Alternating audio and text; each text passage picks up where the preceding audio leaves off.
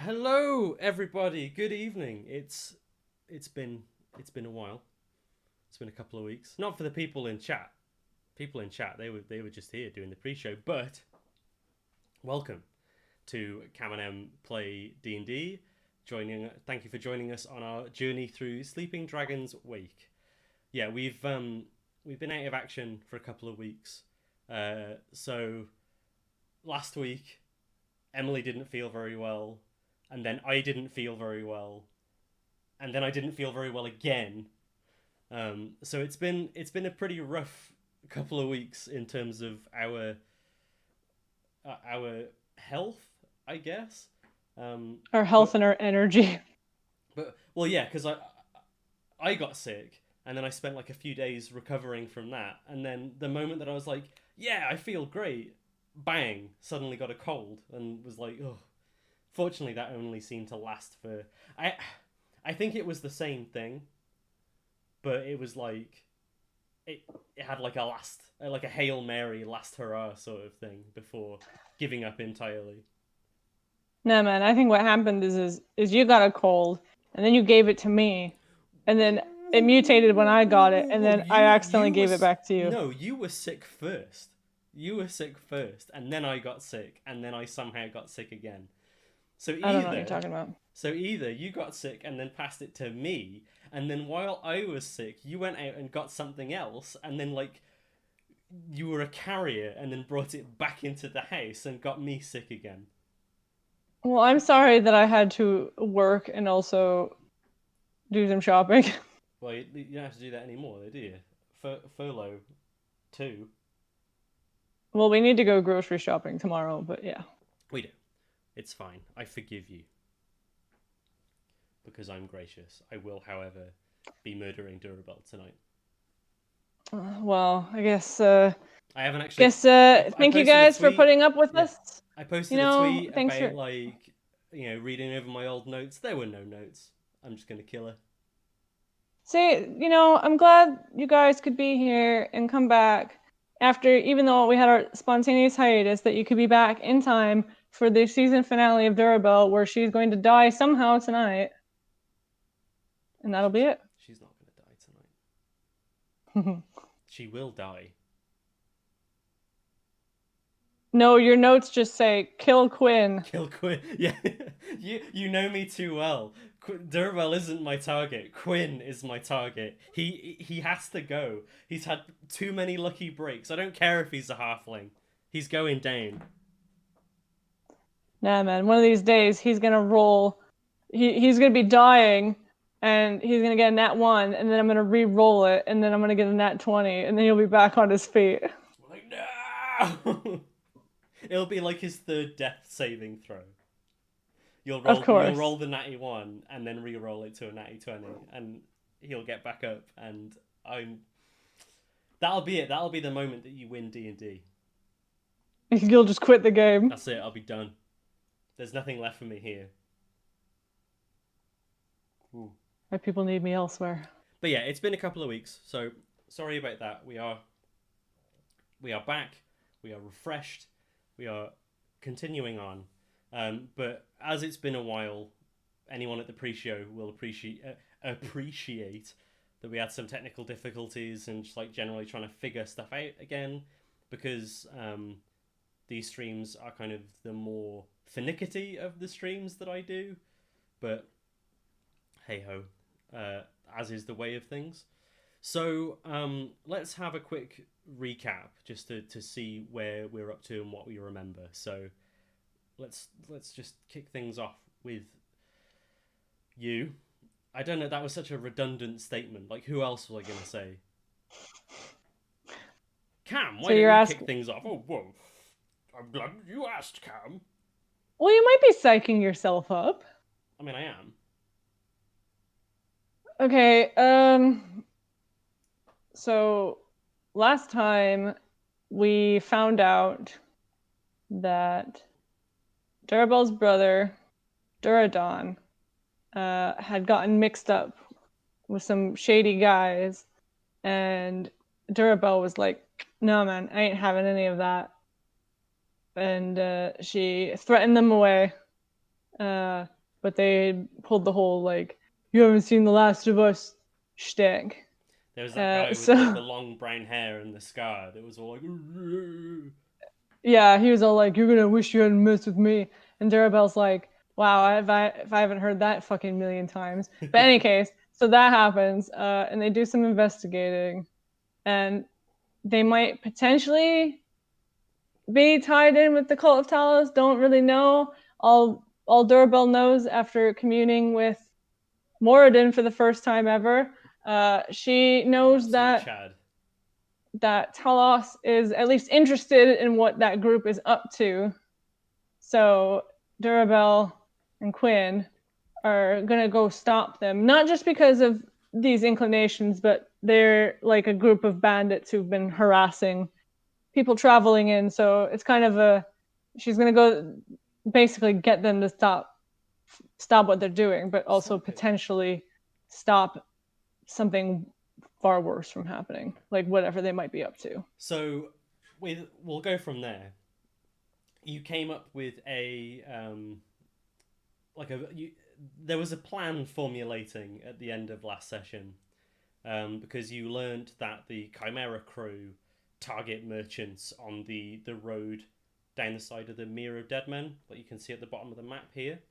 Mm-hmm. Um, so you came up with this grand idea that you were going to disguise yourself as a merchant and essentially try and bait them, because you know where their base is, because Yeah, yeah, Sovendal told you, yeah, um, yeah. and he's given you some like recon information about their operation essentially.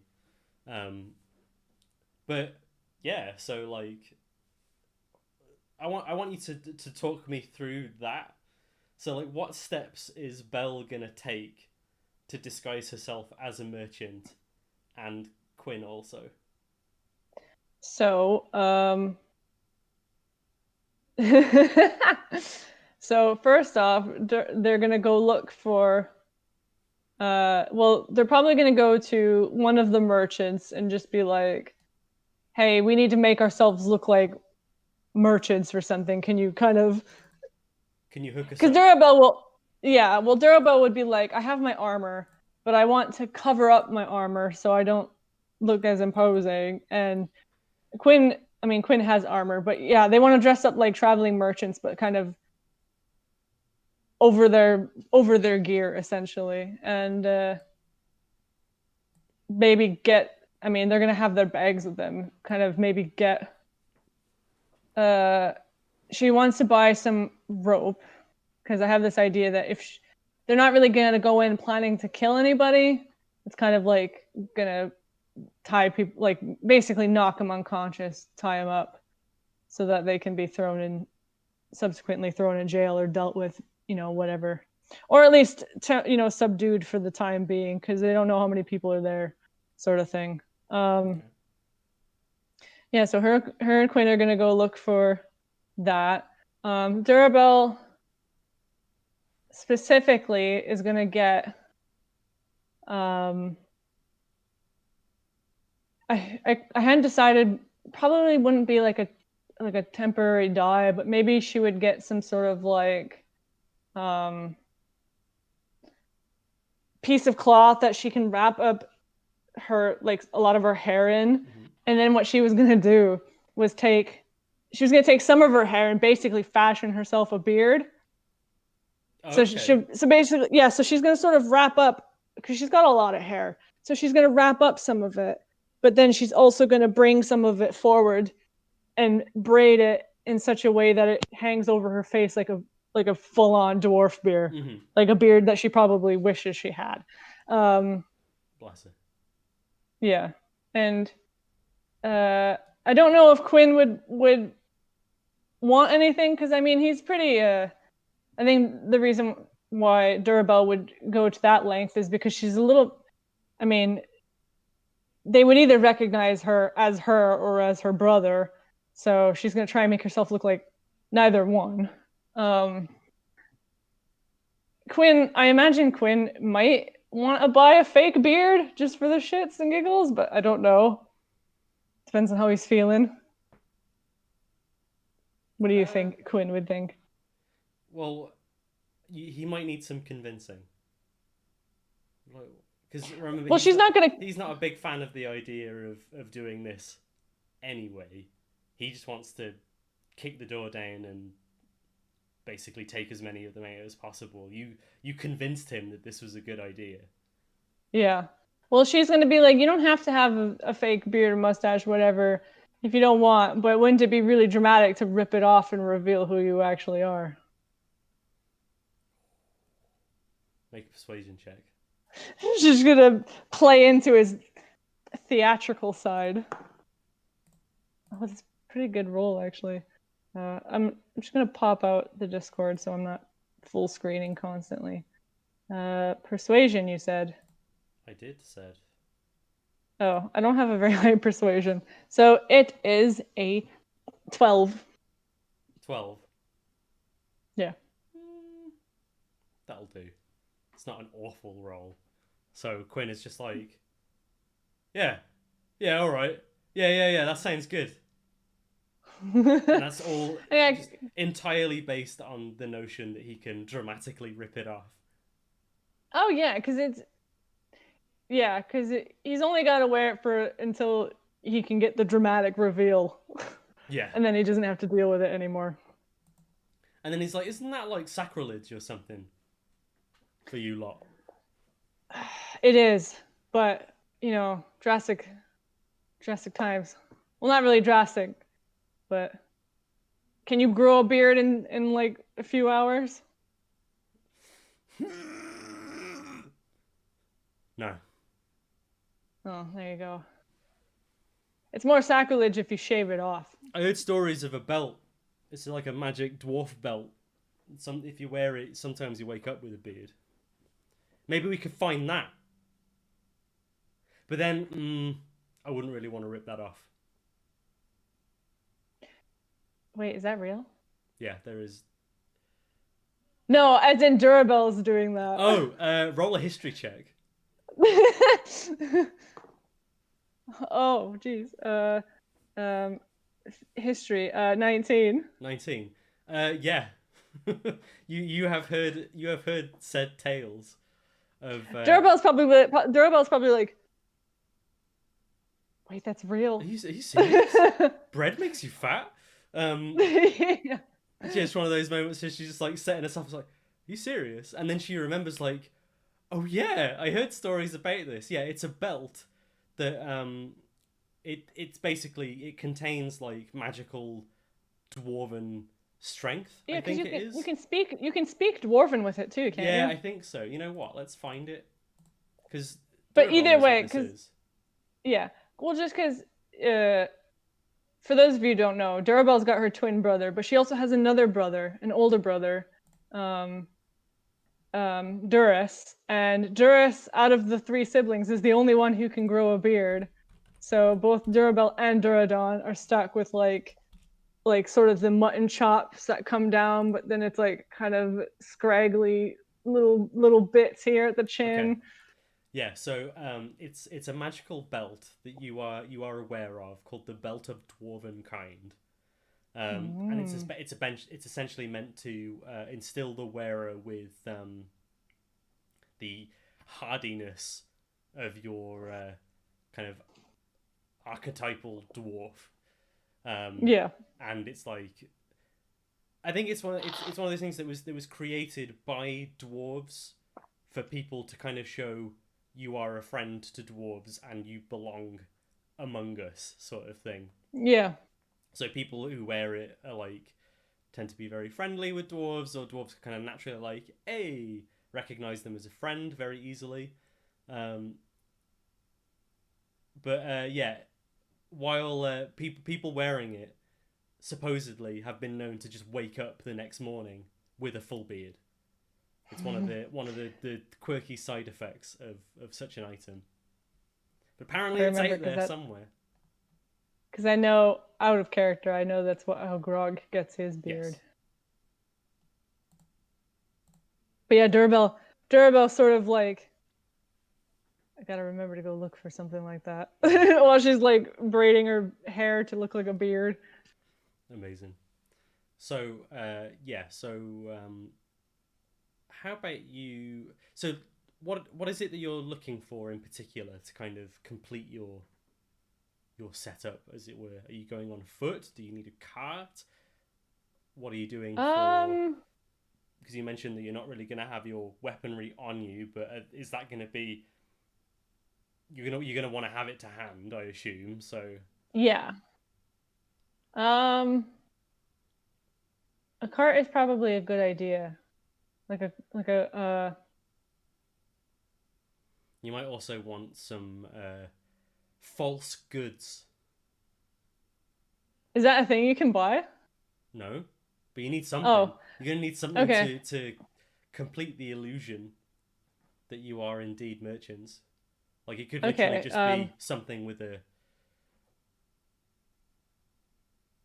like a canvas like thrown over it to disguise what it actually is. Can we get like a small cart, like not like a huge one, but like one that we can have like a maybe like a donkey that drags it and we can walk alongside it. Yeah, so roll an investigation check for me, and I'm going to give you advantage because you're pretty well known Okay. in these parts, and people are gonna if you tell people what you're doing, they're gonna want to help you. Well, and she would be like, I'll, I'll bring the donkey back, provided nothing happens to it. This is more like to So I rolled a 1 and a 3. okay. What's the So my total? investigation is a 3. Wow. Okay. I don't have any points in So people investigation. really want to help you out, but it's not so much that like Donkeys are. it's gonna be simple enough to find what you need, but nobody's willing to give it away for free because the moment that you mentioned that oh we're gonna go and stop these bandits, they're like the stuff we're probably not gonna get our stuff back. So yeah Hold on, they I just need to move the light okay. really quick. Well, I need to look something up anyway. So Well, it just looked like my camera went really dark on the might have been what screen. window I you don't were know. on. Some of your lighting might be coming from your tablet screen. Oh yeah, good point. That looks better now in any case.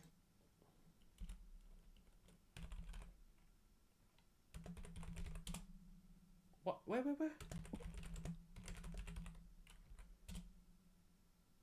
I just want to look up the price of things. Some epic, fun D&D action. Finding out how much it takes to rent a goddamn donkey. I would have said a I can't remember I can't remember what it's called now. Is it a mule? But then I remembered how huge they are. I Yeah, think it was mule. mules are big boys. Yeah, I was gonna say mule, but I'm like, no, it's way too big. So a donkey is probably more her Okay, so her there is size. somebody. You do find somebody that is willing to lend you their people don't during these streams. So yeah, so somebody's willing to lend one to you, but you have to. They want like a down payment almost, like a Yeah, deposit. So but they're only going to do it for the full price of the donkey. So it's 8 gold. But they will if you bring it back, they'll give you your money back. that's fine. They're kind of Yeah, doing it on good faith, and then that way, if at least if anything happens to it, they'll yeah they're already they've got their compensated. money's Yeah, worth. Yeah, exactly. yeah. In terms of the cart and everything, kind of the same deal actually. So, 15 gold pieces gets you a cart, but again, everyone's kind of willing to do this on a loner basis. Yeah. And then it's really not difficult to find like some empty barrels and just like bits and bobs that people aren't using that they're just like yeah chuck it on there, we'll stick a sheet over it. Maybe you go and find Jack Torver, Yeah. and he's just like oh yeah just I don't need this stuff, just make it look like you've got stuff in there when in fact Yeah. you haven't. Um, Okay. Yeah. Yeah. okay. Uh, So, so traveler's clothes. I'm assuming, or is there specifically merchant's clothes, or could we Not say really. it's like? It's just common clothes. Oh, okay.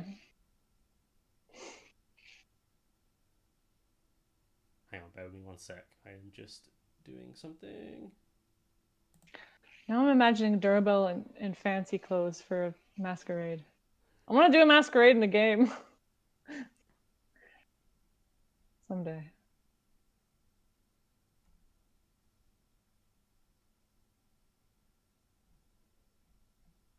I can't believe there isn't an option in Streamlabs to just disable alerts.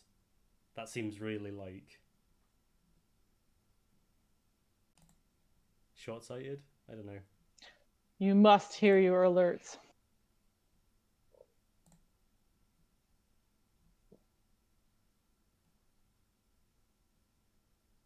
Oh God. Okay. Well, I thought it'll happen again. No, I know. I'm just trying something. Anyway, where are we? So yeah, you can any kind of commoner's clothes you'll be able to use. You probably should have access to something like that in your character sheet. Like you've got your armor and you've got your like vestments from your background. Oh But yeah, I just wasn't sure how much that cost. common clothes. Let's have a look. No, I don't want to add this to my bookmarks. Because I know that I've got 23 golds worth on down payment at the moment. Common clothes, 5 silver pieces. I mean, I'll just. Oh, buy there those. are travelers' clothes, which is 2 gold pieces, but that's more like. Yeah. Okay. So would it be like 1 gold piece for Quinn and I? No, that's for one set of. Oh, you mean for 2 sets? Yeah, it would be. Yeah. The other option is if you wanted to be a bit of a. If you wanted to give off the air that you are a wealthy merchant, you could potentially buy travelers' clothes. Fine clothes for yourself, which are like very, very nice. Kind of get to give off that air, but they're 15 gold pieces. Um. Yeah, I'll buy the fancy clothes. Okay. And then you And could just then get Quinn, like, you can have him be like your, I don't know, apprentice, yeah, runner, I don't know. he's my employee. Yeah, it kind of even more like adds to it. I'm wealthy, but I have a donkey. Cool. But I'm a dwarf, so dwarves are hardy and weird. Okay. So So there you go. you've got a pretty good setup going in that you've got a cart with a donkey, that you can potentially lose. It's fine. It looks like you've got some decent stock. Like it looks like you've got some boxes and some barrels and things. They're empty. Um, although Quinn does kind of in one of the empty barrels, he like puts his longsword in there and like his bow and stuff. Basically, shoves all of his crap into one of the barrels. It's a good idea. Put my axe and shield in one of them. Cool. So yeah. So as far as Oh no, actually, I'm gonna put the shield. No, the shield will be in the cart, but I'm not gonna put it in a barrel. What I'm gonna do is because if we've got a canvas over it, yeah, I'm gonna put the shield kind of resting like this way between the barrels. So if I need to grab it really quickly, yeah, okay. it's right there, so I It's can got just a bit more access. Cool. Okay. yeah. So you kind of either way, you've hidden your equipment in the fake goods, and I think what we'll do from there is we'll just now that you've set yourselves up, we'll skip ahead to you guys as you're making your way down the road past the Mere of Dead Men. So you kind of come down past where you went off to go and find Ricky. What feels like an age ago now. Yeah, Kind of yeah. this dense, kind of like marshy swampland just to the south of the Leilon. And the donkey is kind of like trottering along next to you. Make an animal handling check for me.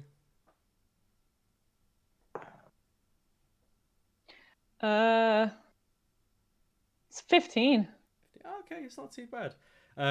You're warned when you bought this donkey, or you were warned when you bought this donkey, or rented this donkey, is he's stereotypically stubborn, and if he decides that he doesn't want anything to do with what you're doing, if he's not picking up what you're putting down, he'll just leave. Like, he'll just do what he wants. But maybe there's a kindred spirit somewhere in there. I was gonna say that almost works, because if something if a fight breaks out, provided we grab our gear fast enough, the donkey just kind of goes off and takes care of its own. It like hides itself so that way it doesn't. I mean, get caught in you don't know anything. if it's quite that clever to hide itself, but No, but if it's gonna run off, but then that's at either least way, better than like, just standing there. your Yeah. mutual, like, deep level understanding of how this donkey feels kind of keeps him on side, and he behaves himself as he's following you down the road. Yeah.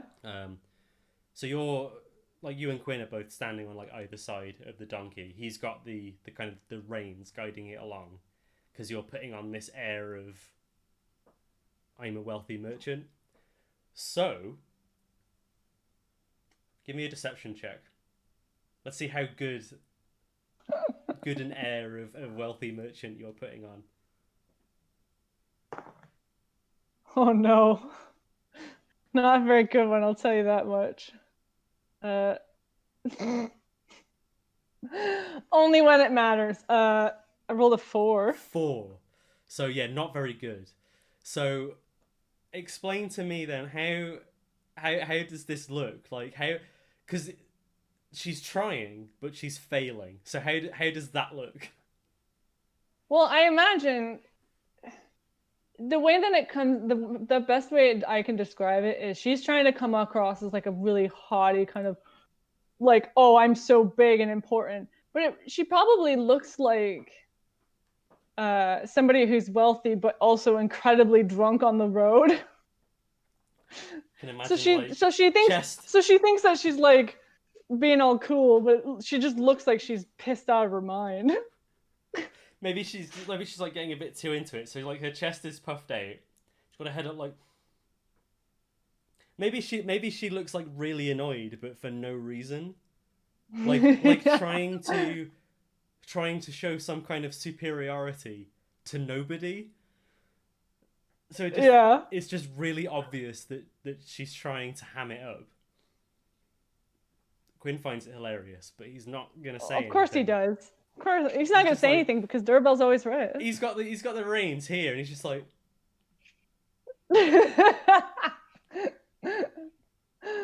Oh, I knew this was going to be a shit show when I thought of it earlier last week. That's why it's great. So you carry on. The dice don't fail me.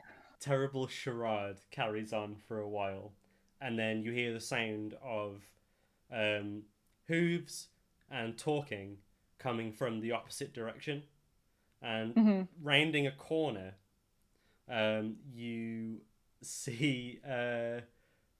Make a perception check, because they are a little bit of a ways away.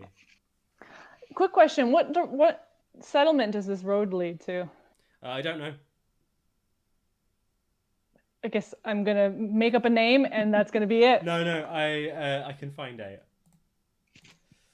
The map doesn't go that far. The world just ends. I think I'm gonna have to roll different dice tonight. Is it really bad?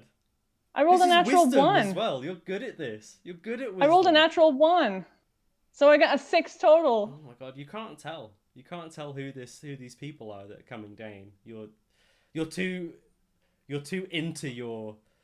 Maybe you've got too much in character. And you're like, I don't care who they are. They are far inferior to me. Dourrebelle, the Grand Merchant. Hang on, let me find the map. I've got the Sword Coast Adventurer's Guide. I think it's Waterdeep down there, but no, I don't want to become famous. Right. Neverwinter is up the high road, isn't it? That's Neverwinter, yeah. Neverwinter's north. Yeah. Um, give me a map. Give me a map. Sorry, I'm Dourrebelle's parsing her story in her mind if these are just random people when they start asking questions. Give me a friggin' map, yo.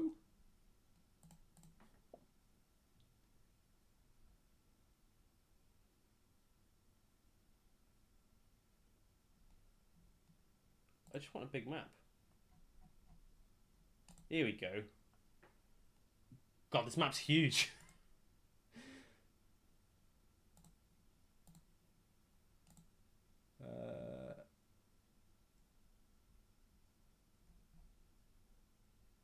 Daggerford. Tribor. Oh. Waterdeep. Yeah, so you're kind of... So past the Mere of Dead Men, you've got Thornhold, and then a bit further down from there is Waterdeep. So you, regardless of anything else, you would know that Waterdeep is to the south, because that's like the nearest big city to Neverwinter. That's fine. Yeah, good. I'm just getting my pretend story straight. Okay. I don't even know if it'll be relevant, but I'm getting it ready. Well, as they get closer, you kind of get a bit nervous because you're like, with that low score, you're like, is that them? So you're unsure about who these people are that are coming towards you. So you've got a moment to act before they get within eye shot, but at this point you're unsure. So knowing Dourrebelle, I imagine she'd probably just wait and see. Yeah, she'd tone it down a little bit and kind of look at Quinn kind of like a be ready sort of thing. Like Quinn kind of slows down. Like they kind of exchange like a knowing look. Yeah. But as it gets closer, you come to the realization that this is also I say also, this is actually a merchant cart. So it's like, it's an actual like carriage with two people sat at the front with a few horses making their way over. And as they start to approach you, there's like an elven woman wearing very, very similar fine clothing to yourself. Yes. And as you kind of reach that awkward point where you're about to cross paths, she kind of gestures. There's that weird moment where she's like,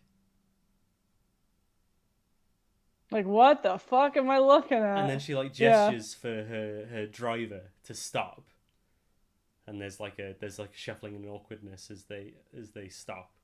Are we like going past them? You're about to, so you're kind of at this point. Oh right, okay. Where you're about to cross each other, and she says, "Excuse me." Oh yes, hello.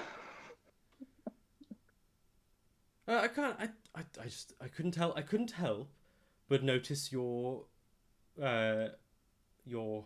cart and your dress. Are you perchance on a trade route? Yes, I'm making my way down to Waterdeep, actually. Oh, curious. I've not seen you on this path before. No, this is... I've been spending more of my time up in Neverwinter. I thought it would be a good chance to hit the road. You know, get these legs going. I've not got much, but, you know, just got to make it to Waterdeep, and then it's easy growings from there. You're headed to Waterdeep? Yes. Are you a member of the Merchants Guild of Waterdeep? Would I, just off question, would I know, do I have to apply beforehand, or can I go and make apply? a history check. Oh, shit. Oh my god, history check's gonna fucking save me. 23. 23. She's got you by the balls.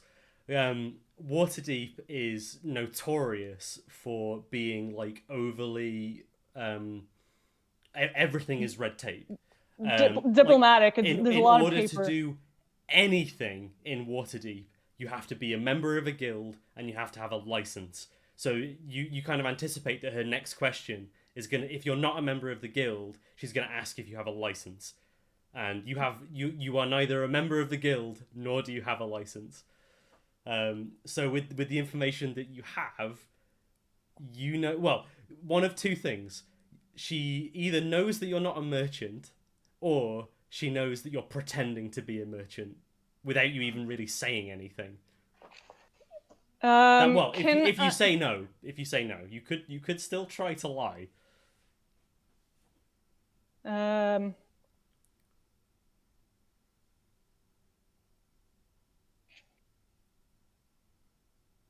no, but I am making my way down so that I can start the process of applying to a guild and getting my license so that I can start trade. Make a deception check with disadvantage, and I say disadvantage because your disguise is shit. And also you've just contradicted yourself because you said that you were going to Waterdeep to sell stuff, and now that she's asked you about your guild membership and your license, your story's changed. So she's already like, Would there be, could I not be a merchant in Neverwinter and then travel down and get paperwork to sell in Waterdeep specifically? Her thought process is, it's one thing for you to go and get a license, but you said you were going to sell stuff, not that you were going to get a license. And now that she's called you But out I just on said it, I'm going to go. I said I'm going to go apply you to a said no. license. You said you've got some stuff. You got some stuff. She doesn't trust you. Maybe she can see that you're talking, but your beard isn't moving.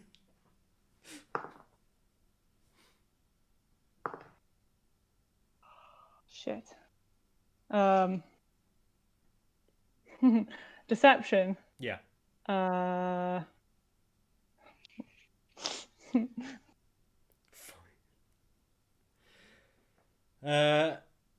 But if Dourrebelle sees that this woman is getting really intense on her, I imagine Dourrebelle is probably going to start getting like, I imagine the reason why maybe she's not doing as good is because she's wondering why this person is drilling her so hard. Like, regardless of the shitty disguise, she's a bit like, I want to read on her.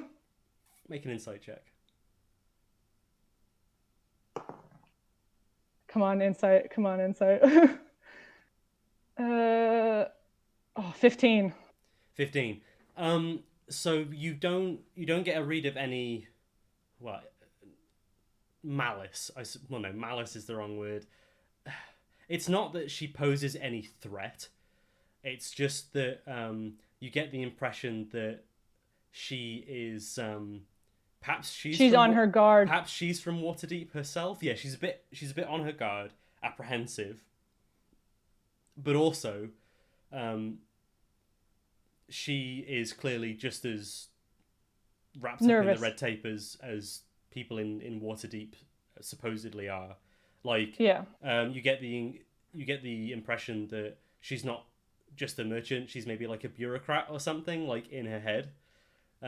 So I get the impression that she is just nervous because she's on the road and there's potential brigands. She's just really anywhere. anal about the rules. Like, this is just her being like really like, are you following the rule? Are you an unlicensed trader? What the fuck, you know? Like, really insulted, like all the effort that I've gone through to get a license, to get accredited, to get my reputation up, and this random with their fake beard is walking around on my trade route. What the hell is this? Like, so she's haughty and like just being a bit entitled about it. But you don't sense that there's any kind of, she's not going to do anything, if that makes any sense. It's just kind of bloviating. Okay. But as this is going on, and you can kind of see the cogs turning in her brain, this is when like Quinn steps in, so you feel like a hand on your side, and he kind of steps in and goes, "You listen here, right?" I don't. I'm trying to think of how he would say this. When you have something in your head and then you lose it. Yeah. Yeah. Right. Unbunch your knickers. We're here to help. We've been hearing tell that there's bandits on this route, and we're here to get them out. Right? We're just playing a little bit of pretend. You don't need to get up in our face like this, all right? Do you want to get robbed? Dourrebelle would say, "That's exactly it. I didn't want to lie to you, but..." She's like, well, why didn't you just say that in the first place? What if you was one of them? Like, Quinn is getting like really like, he's almost like sensed the tension and now he's angry and wants to punch somebody. Now Dourrebelle just like kind of like, calm down, Quinn. Save that energy. He's like, look, why shouldn't be talking to you like that. Shouldn't be talking to anyone like that. This is more tall folk bollocks. And like, as he's about to go into like, she's just like, how dare you? And the moment that she says that, you start to hear this coming from the mirror. Oh shit. And then as you say, oh shit, and her driver like turns to look into the mirror as well. Two figures burst out from the marshland, followed by this loud kind of discordant groaning. And you're just like immediately hit with a stench. Oh dear. And you can see that these two creatures that are making their way towards you are zombies. But they're not normal. There's something weird about them. They're moving like you've seen zombies. Yeah. They shamble, and they're like Night of the Living Dead, kind of like. These are like full range of motion. They've got like a gleam of magical energy in their eyes. They're alert. They are not conscious, but they're way more active than your average zomboid. And they come out and they make this noise, and they see the group of you, and they immediately start charging towards you. Okay. What do you do? Well, Dourrebelle is gonna go for her weapons, and she's gonna turn to the woman and say, "I'm sorry for the trouble, but you should get out of here." Yeah, basically. She like effectively shrieks. Slap the horses almost. Yeah. She like shrieks, and she's like, drive, and she's like, Leylon's just up the road. Hurry! I know. And they start driving off. As she does, a second pair of figures come out from the marshland, but these seem to be more like living people. They're wearing leather armor, and they're two ladies, of like kind of larger build, human, and they see the creatures making their way towards you in a hurry, and they point out and go, "Stop those zombies!"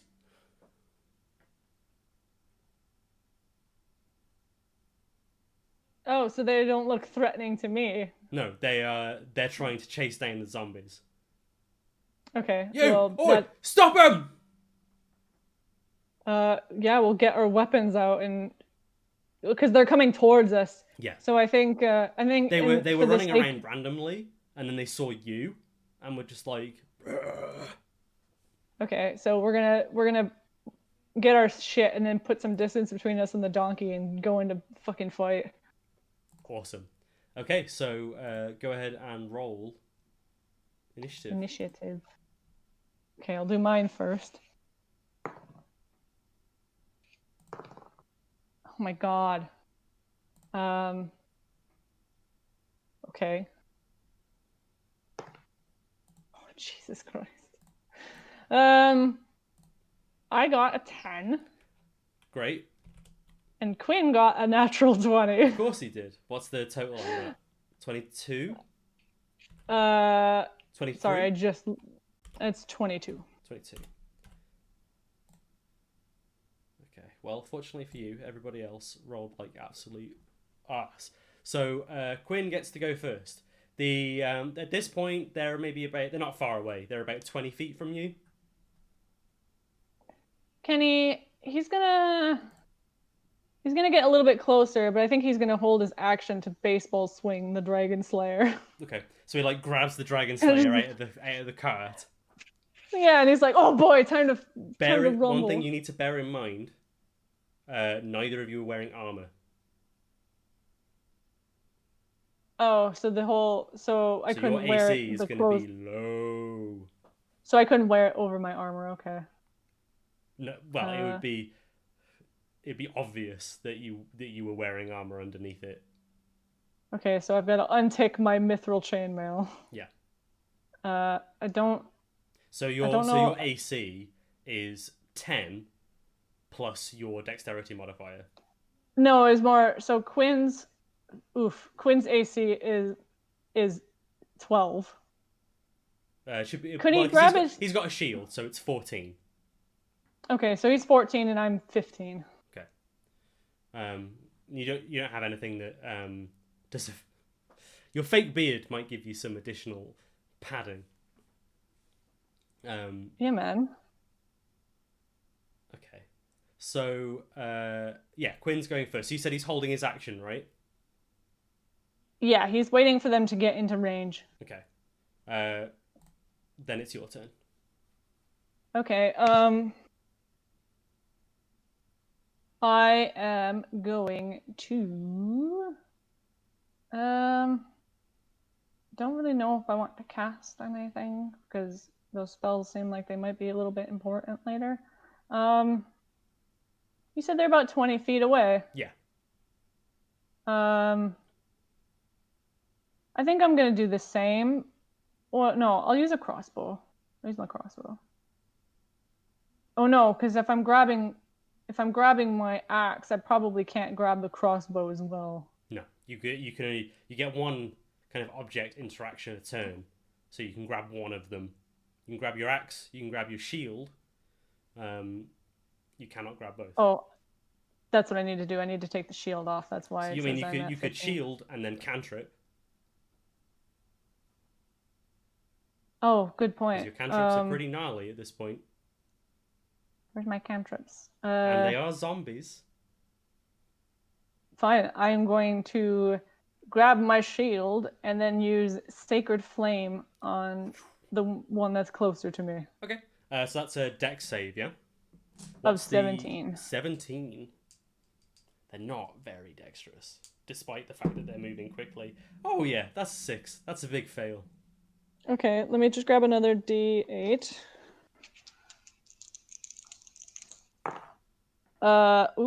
Thank you. That's 13 radiant damage.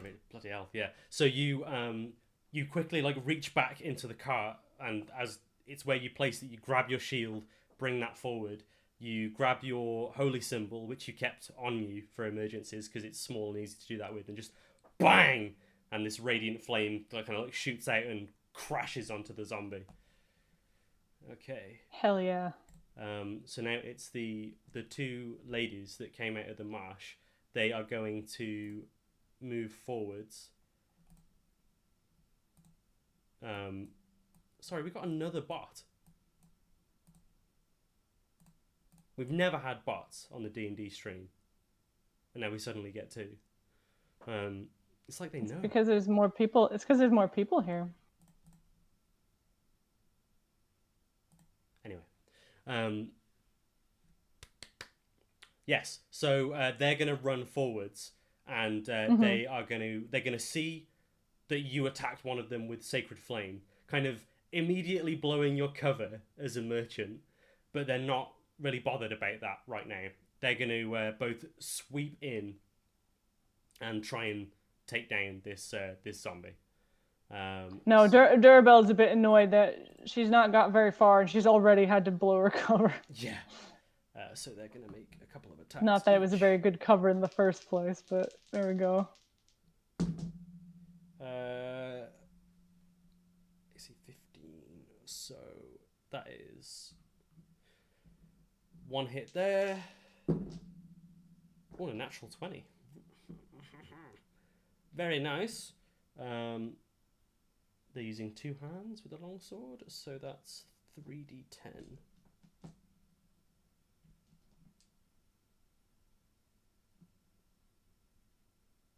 Oh, I thought I had more d10s than that, never mind. 2, 12, 20, 29 damage in total across the two of them.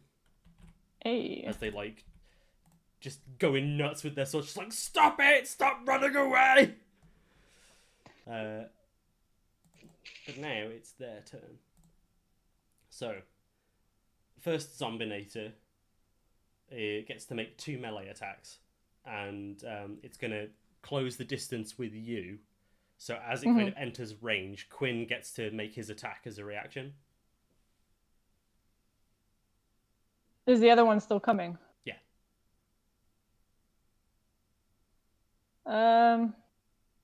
Oh, I did say when it enters range, so it makes sense. Yeah. So he's going in for his attack.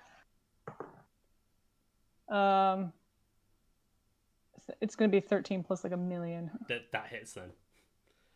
Okay. Well, I'm just pulling up Quinn just to double check it, but yeah, it's +9 to hit with the sword. So, what is that? 1d8 plus 5. So he does 7 slashing damage. Okay. So as the zombie like shrugs off these two ladies that are trying to like hacking at his legs, trying to get him down, he keeps moving towards you, and Quinn comes in. He's looking pretty beat up already, actually. Cool. But it is going to come in and make a couple of attacks against you. Just basically big punch. That is a 13, which doesn't hit. Nope. No, in fact, they're both 13. So swing and a miss both times. It hits the shield both times. The second one is going to kind of come around the side. It's kind of managed to juke the two, women in leather armor and make its way around, and it's going to come and attack Quinn. Mm-hmm. Even worse. Oh no, that's not true. That's not true. One definitely misses, but 16. That one will hit. Yeah. Ooh. He takes 10 bludgeoning damage. Stop trying to kill him. And oh my god! I rolled max damage with the whole thing, like 3 6s. So he takes 10 bludgeoning damage and 12 necrotic damage. Wait, you said you rolled... How many d6s did you roll? 3. So 1d6... And you rolled max on all of them? Yeah, so he rolled 1d6 plus 4 for the punch. And it has an extra effect of 2d6 necrotic damage. So how much 6. did... Yeah. So he takes 10 from the punch, and then 12 from the necrotic damage of the punch. Okay, that was what was confusing me, because it sounded like... You should I just got confused. It deals 2 damage types, so I have to roll them separately. Yeah. It was just I got confused when you said I rolled max damage on everything, so it was just me. I just misheard. So I rolled a 6 on all 3 of them. Yeah. So yeah, it basically comes in and just rams his fist into Quinn's gut, and there's this like, you can see like as the punch comes in, there's this like the green energy in its eyes. You can see it kind of build up and coalesce in its fist, and then release as it like smacks Quinn right in the gut, and like pulse through his body. And it's just like, ugh! Fuck. Properly fucks him up, yeah. Okay, that was the second one. That brings us back round to his turn. Well, he's gonna. He's got 2 attacks, doesn't he? He does now, yeah. When you use your Okay, yes. reaction, you only get 1.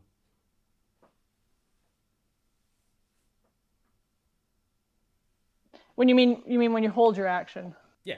Well, when you hold your action, you use your reaction to trigger it.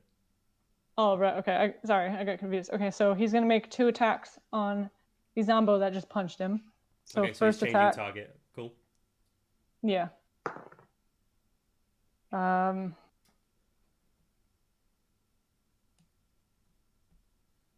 13. 13 misses.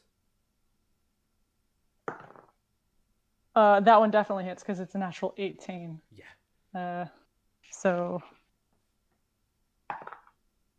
12 damage. 12 damage. Okay, yeah, so he kind of goes, ugh! Right, come on then, and then starts like wildly slashing at the other one. That brings us around to your turn. So you've got this other one that's kind of wounded. The wounds are kind of glowing with that same undead energy. It's not like bleeding or anything, but it's kind of being held together by this force. What would you like to do? Yeah. I would like to grab Ripple and then attack this boy with it. Okay. Okay, so I like reach in and like pull out the axe and just in one motion just swing. So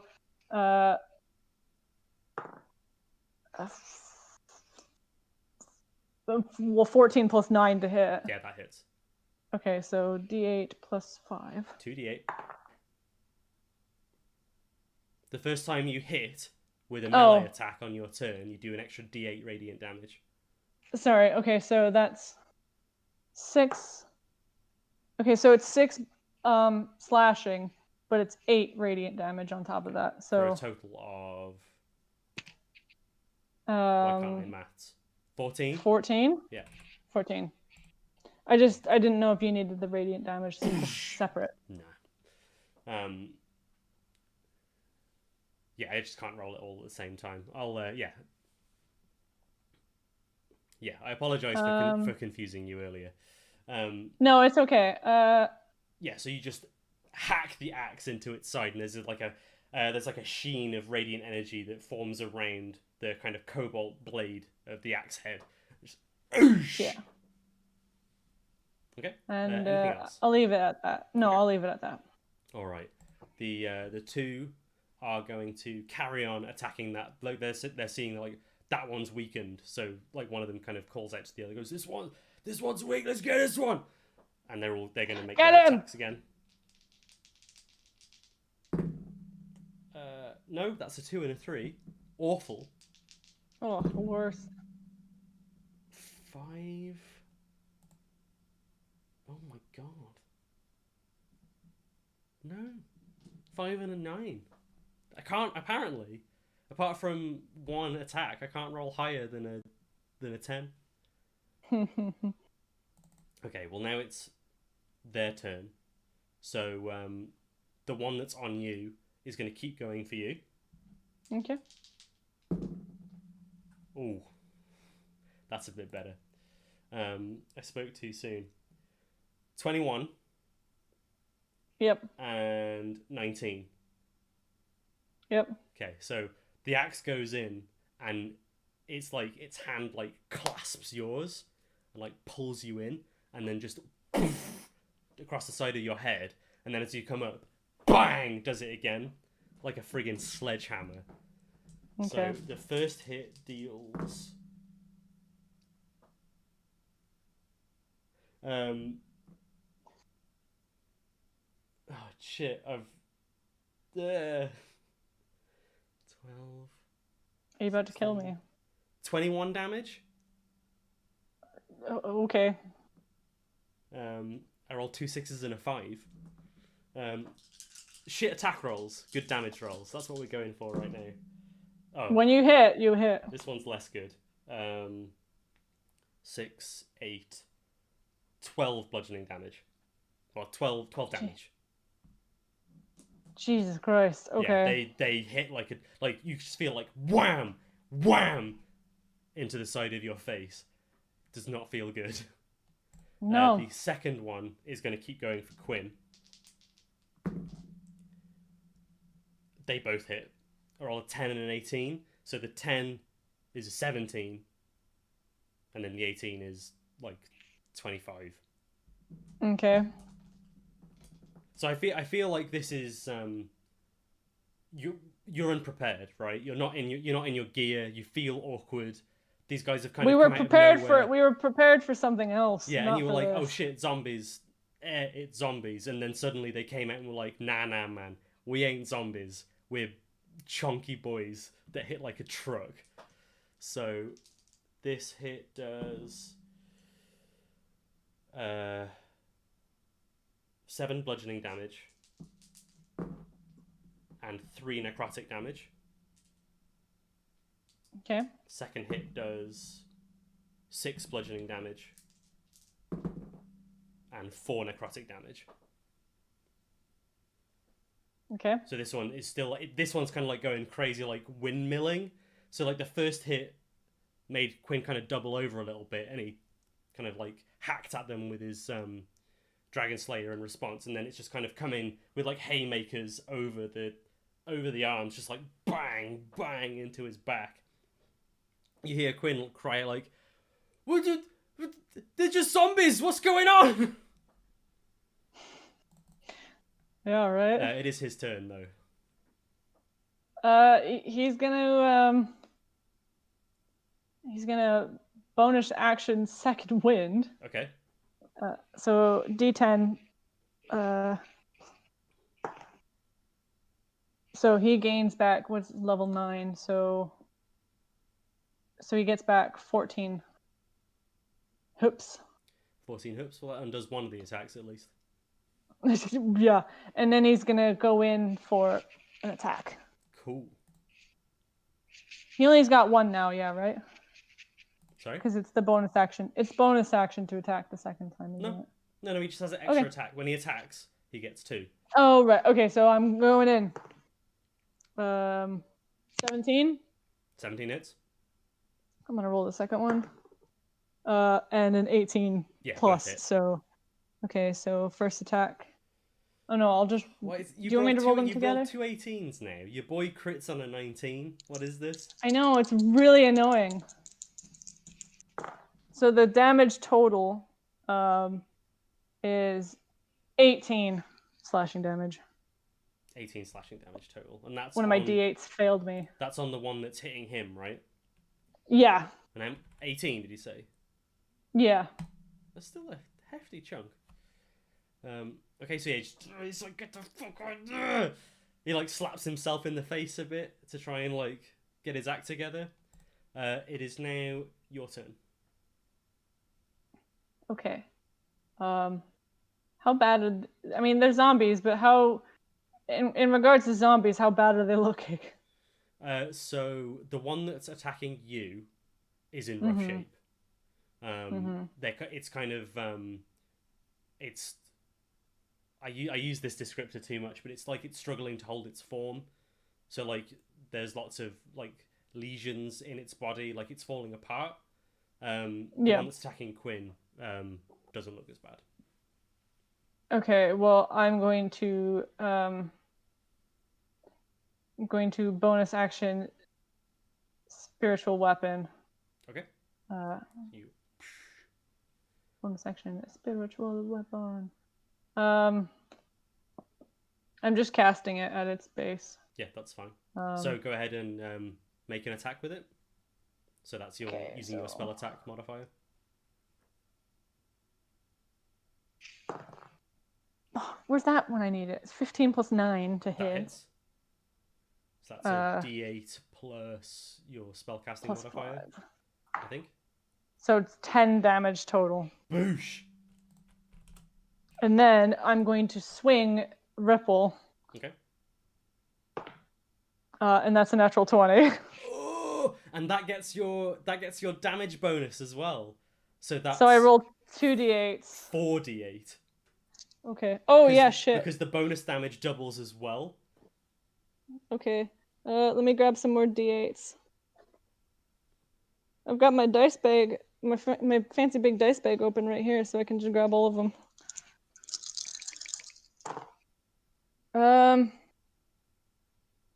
Some of this one's not great. Okay, no.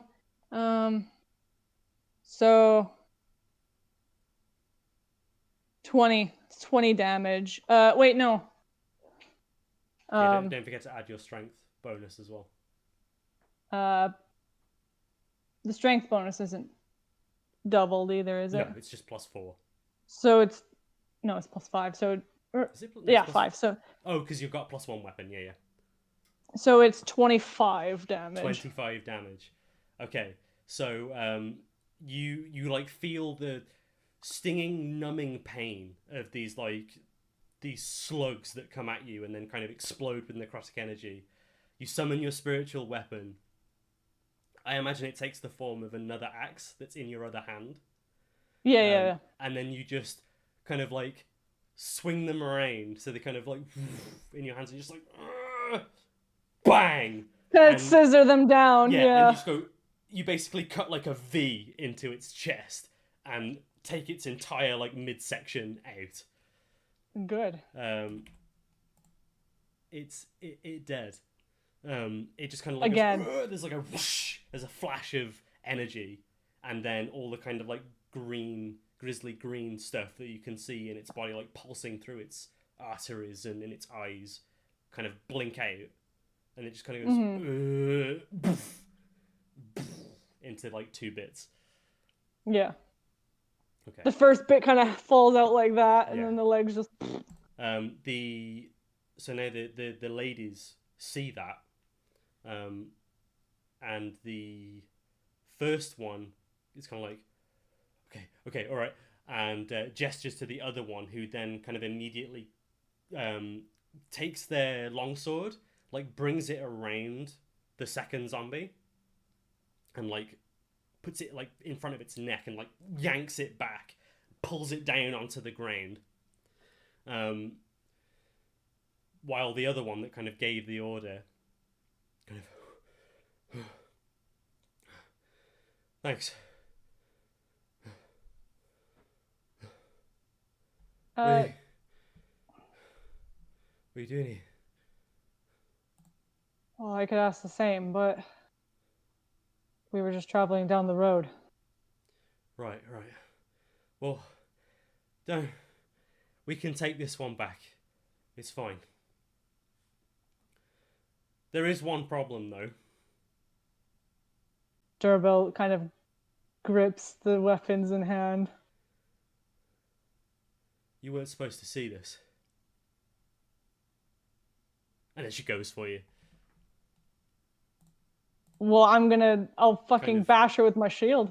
Well, we're still in initiative order. Oh, okay. But yeah, she kind of like tries to lower your guard almost, and it's like, oh, you know. But the moment she sees me, raise my weapons. So yeah, she's gonna draw. So she has her longsword out. She draws another blade from her side, like a short sword, and she's coming at you with both of them. Okay. So she makes 2 attacks with her longsword. 11 and 8. And the short sword, 23. Yeah. Why can't you that'll do hit. That? These two are rubbish. You take 4 slashing damage as you manage to dodge the 2 big swings with the longsword, but I think what we'll say is that distracts you from the fact that she's drawing her short sword while doing that, and then kind of comes in like that with like a quick stab. The second one has got the zombie grappled on the floor. I think what they're going to do is they're going to just kind of put their knee onto the zombie. I am hugely cheating here. This is DM. Is this privilege. You taking the zombie out of initiative? This is DM privilege, because the zombie. So that she's got the zombie she's got like her knee on the zombie's shoulders, holding it down. But she is also going to draw a crossbow She's got she puts her sword away and pulls out a heavy crossbow and aims it at Quinn and like goes to shoot at him. But isn't that close range? No, she's behind the zombie, so there's like a 5-foot gap. But isn't that still no close range? If you're in melee range, then yes. But oh right. There's a gap between you and Quinn, or her and Quinn. Oh yeah, because for some reason you can't shoot point blank in D&D. I mean, this is basically point blank, but we're playing D&D. With the rules, it's not point blank. D&D says that's only a 13 though. Doesn't hit. So it's like she's trying to hold the zombie down. She shoots wide.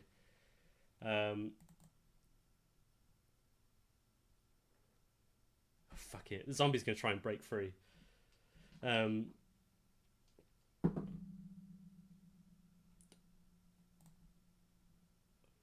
Is the zombie gonna kill her? Oh no! The zombie rolled really well, but then again, no, it's not enough.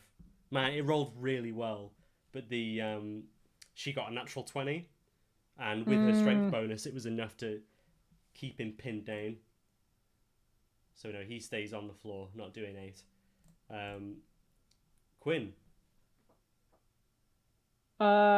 He's gonna be like, a fucking bitch. I think at this point as well, as the first one came towards you, you do notice on their leather armor, they do have a symbol kind of burnt into it of what looks like 3 points coming together at the middle, which you were told is the symbol of the Chimera Crew. Okay. Quinn. Would Quinn see it as well? Like, would he see the... He hasn't seen it yet. You have. He hasn't. Oh. Okay.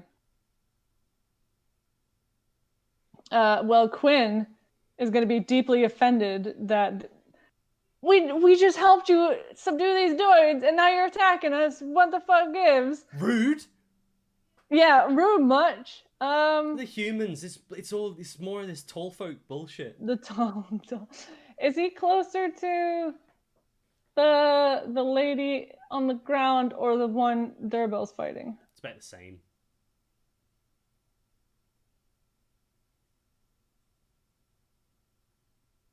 And how close is that lady to Dourrebelle? As far as Quinn is concerned, I would imagine that the one attacking you is the more immediate threat, because the other one... She's got to wrestle with the zombie. She's got the zombie pinned down. She's really limited to just using her crossbow. No, I'm just...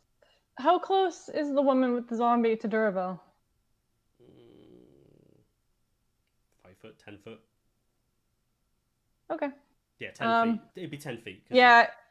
Yeah, Quinn's gonna go for the one on Dourrebelle. Okay. Yeah, so he brings the sword around, going for his 2 strikes. First strike. Is a 13 plus 9, so that's definitely gonna hit, I believe. Yeah. No. Yeah, 13 plus 9 hits. Second attack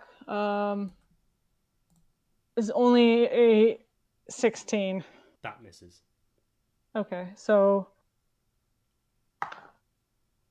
he does 8 slashing damage. 8 slashing damage, so like cuts in.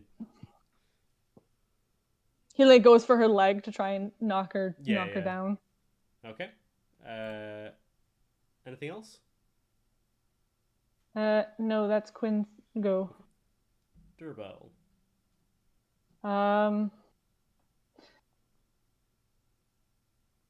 Dourrebelle, upon seeing the symbol on the armor, is gonna like, I imagine there's like a moment where they're like locked weapons. And Dourrebelle sort of like glances down and is a bit like, real shame. If you hadn't revealed yourselves, I never would have noticed. As in, if they hadn't revealed they were like, if they had just played dumb and left, Dourrebelle probably wouldn't have noticed the symbol, but because they attacked, they kind of brought it on themselves. So, I think I'm gonna have to break out a friend of mine. And you'll know Remember, you this still got your friend. spiritual weapon up as well. Yes, I know. Oh no, those take an action to cast. Where am I bonus action? Oh, I don't really have very many bonus. Spiritual weapons, my only bonus. You can Shield of Faith. can attack with the spiritual weapon as a bonus action. You other than that, all you've really got is like healing word and other bits and bobs. Okay, so I'm gonna I'll attack first with the spiritual weapon. Okay. So that is a 19 to hit. That'll do it. Do I get the radiant damage on this? Yes, it's the first hit of the turn, so yeah. Okay, so that's 3, 8. 13 damage. Whew. Yes. Wait, that was a spiritual weapon, wasn't it? Oh yeah. So technically no, but we've done it now, so it's fine. It doesn't really make. Well, any I was gonna difference. say because it's 5. I rolled 5 on the D8. I've put it on already. We just won't give it you on. Okay. But for future reference, it's weapon attacks. Okay. So you're saying she's within 15 feet of me, right? I mean, she's right. Well, in front no, of you. I don't want to. I don't. No. You know what? I'm gonna play it cool. I'm just gonna attack with my other axe with Ripple. And get a 16 plus, I believe that's plus 5? Yeah, that'll hit.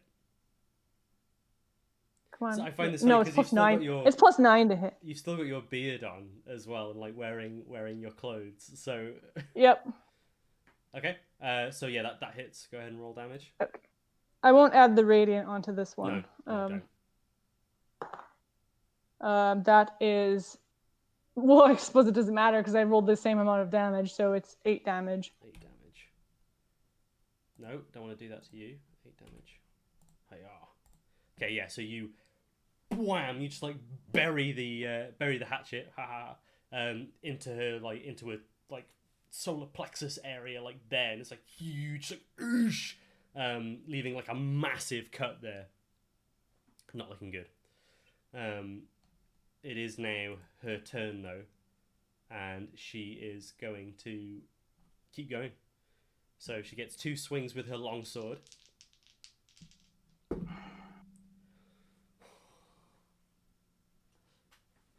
Why?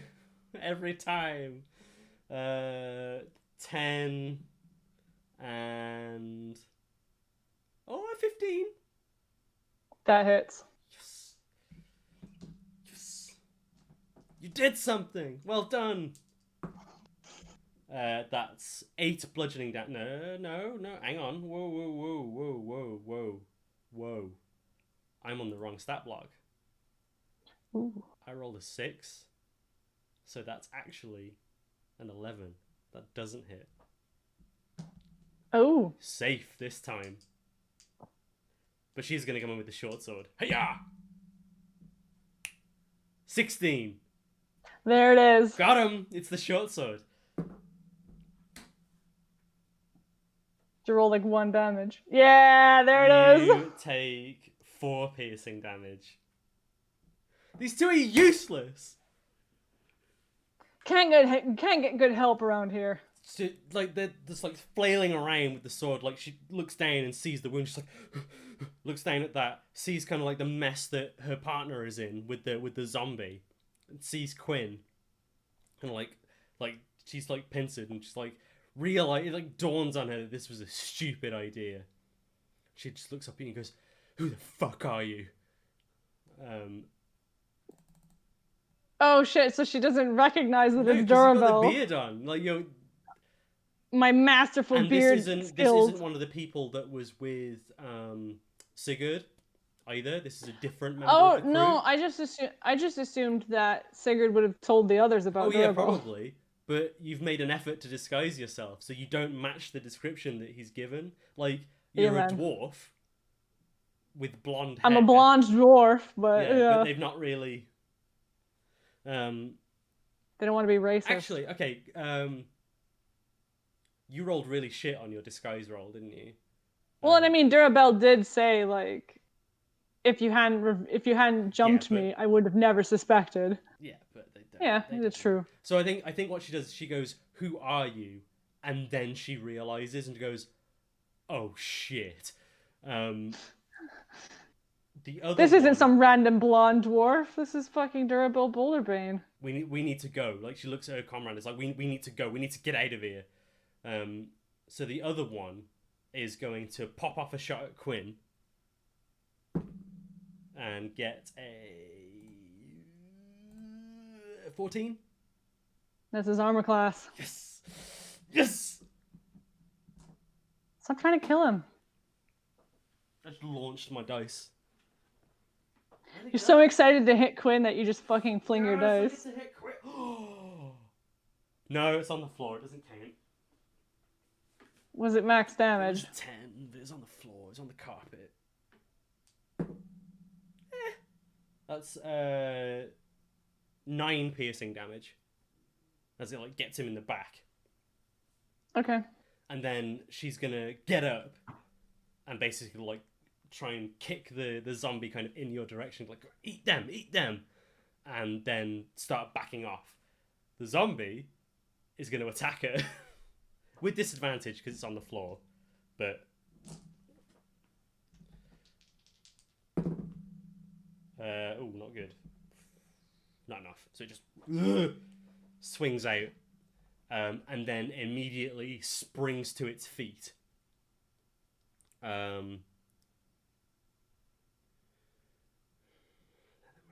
They've moved their full movement away. So there's 3 potential targets. So I'm going to roll a d6. 1, 2, it's Quinn. 3, 4, it's you. 5, 6, it's the other lady. It's Quinn. So, and which kind of makes sense because Quinn was fighting it earlier. So she lets it go and like jumps back, and then it swipes at her, springs to its feet, and goes Quinn with 2 attacks. But wouldn't attacking from the ground be one of its attacks? No, it stood up. It used its reaction when she moved away to do an attack of opportunity, okay. And now it's its turn. It stands up using half of its movement Okay, and advances okay. on Quinn. Yeah.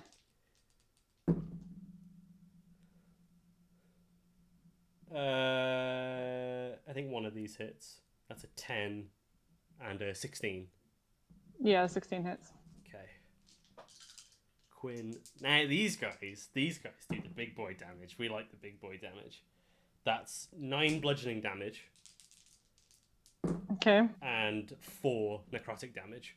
As it like charges forward and goes like grabs hold of his head and like pulses necrotic energy. It does that thing where it like grabs him and digs its fingers into his eyes. It's just like, oh, fuck off! And like wrestles himself free. And now it's his turn.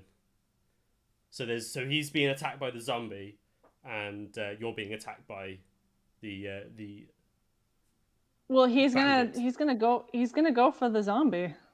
So Okay. 2 attacks against the zombie. So first strike, I should say. Re-rolling because it was a 1. 17 plus 9. Yeah, that'll hit. Okay, so second attack is not gonna hit because it was a 4 plus 9. Yeah, that's not gonna do it. So yeah. Okay, so 12 damage. Still pretty nice. Swing. Okay. Yeah, but he wants to kill it. He's getting annoyed because he wants it dead. He wants it dead again. Okay. He's got like, you can just kind of like see this like black ooze. Oh yeah, he's a mess. He's a mess. It's your turn, as in Dourrebelle's turn. How bad is the lady looking? Lady is wounded. She's got that big kind of like wound down here underneath her ribcage. Yeah. So yeah, she's not looking great. She looks more injured than the zombie does, which is impressive because he's dead. Well. No,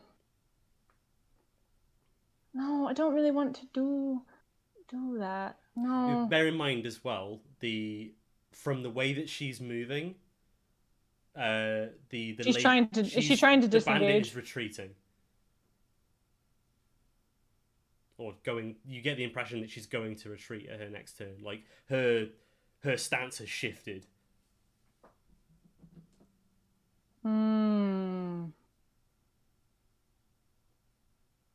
And you've still got your glowy axe of glowiness. Yeah, I'm just trying to decide what to. I don't want to let both of them get away. I would like to at least get one of them. And I don't mean get by kill. I mean, I'd like to capture at least one of them. Ooh. So I'm just. So you've got a few options. Well, I imagine if I use my channel divinity to destroy undead, that's my action. You don't know if it will actually destroy it or not as well. That's the thing. I don't know if it would work. Because these guys seem pretty.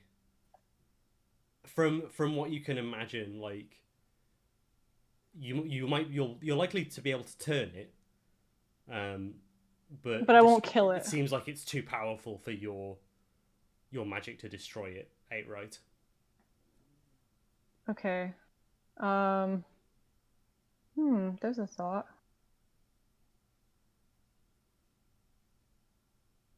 Hold on.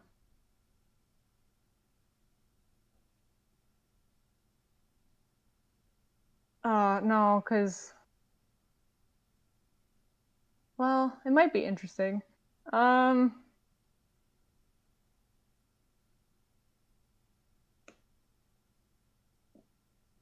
it's a... Okay. I think... I feel like area of effect. I feel like hitting both of them is going to be is kind of what we need at the moment, because if this guy is especially a bit healthy, you got to bear in mind that like I say, the woman is retreating as well. So any area effects that you use, depending on what it is, might not be as effective. Like if you're looking at Spirit Guardians, that might only be effective for a turn, unless you chase her down. Yeah, I'm not. I guess it depends on what your intent is as well, because you can only knock someone out with melee attacks. Can somebody be knocked out with poison? Depends on the poison. You're gonna remember that the dagger uses your action to prime it. Annoyingly. Oh, so it takes an action to get it ready. You have to prime it, and then the next time it deals damage, it does a bugger ton. Shit. It's like a preparatory thing. It would be very silly otherwise as a weapon. You just go hi-ya! Also, I would say no, because that's the dagger of that's not poison, that's venom. No, well, it says it poisons the person. Oh, it gives them the poison condition. But what I mean is it does a shitload of poison damage, which I don't think I could. 2d10 poison. I don't think I could reasonably say that knocks them out. Yeah, that's fair. I guess. Or maybe there'd be a chance, but what are you doing? Let's do this.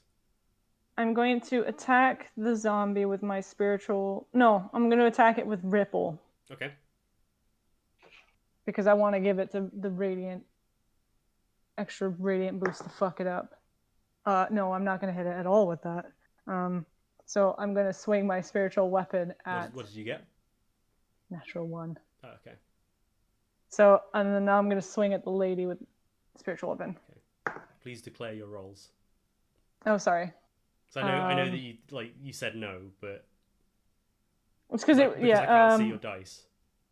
Yeah, this is a. I'm looking at the wrong one. So this would be an 18 to hit.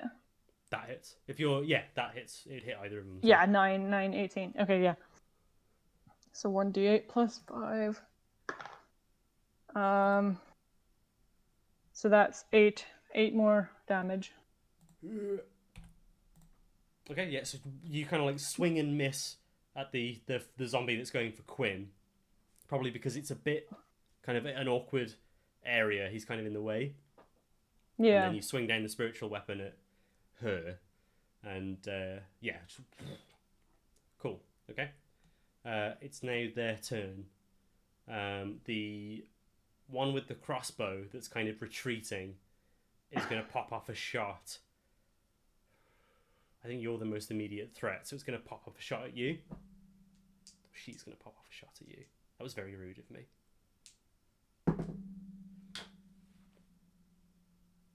I got a natural 1. Dourrebelle's shield. Yeah, man. Fuck you. But it's not like she didn't even raise it. Like, it's almost as if she shot the shield and is wondering why it didn't do anything. Will it work? The second one is going to use her action to disengage. Mm-hmm. And then she's going to leg it 30 feet away. And the other one is going to kind of like stay and cover her retreat. So they're both about 30 feet away at this point. Well, one's 30, one's probably more like 45. And now it's Zimbly Dimbly's go. Who just... Quinn. Delicious meat. So he's going to make a couple of attacks. Natural 1. But an 18. That one will hit. So he takes 5 bludgeoning damage. And 9 necrotic damage. So how much damage is that total? 14. What did I say was first? 5. So 5 and 9. Yeah, 14 in total. Oh, living on a prayer. So yeah, it's just like this one is all you need. Absolutely nuts, just like Aah! Oh, a few. Okay. Yes. So Quinn not looking so hot, but that's its turn, and that brings us to Quinn's turn. And he's gonna fucking scream back and attack it twice. Take a chunk out of you. First strike. I'm gonna eat your brains. I'm gonna re-roll because it's a natural 1. Wow, the fabled double 1. Oh wow. So that definitely fails. I think he's feeling it that time. That's pretty. Yeah, like he goes and then this is like. There's like a spark of necrotic energy that kind of comes off, and he's like, "Shit." Yeah, second strike is much better. It's a 19. 19 total. Yeah. Yeah. Okay. And that's 10 slashing damage. Okay. Bosh. Okie dokie. Your go. Dourrebelle's gonna curse under her breath, and she's going to whirl around and make. I think Quinn's gonna be like, I need a little help here. Well, no, she gets it, so she's gonna turn around and she's gonna attack twice. So, first with Ripple. Yep.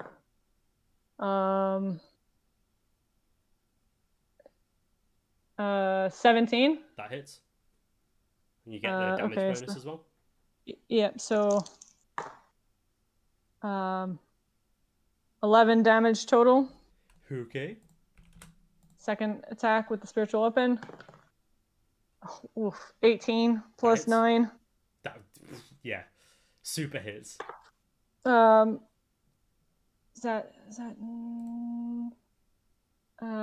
I'm just double checking the damage. 5.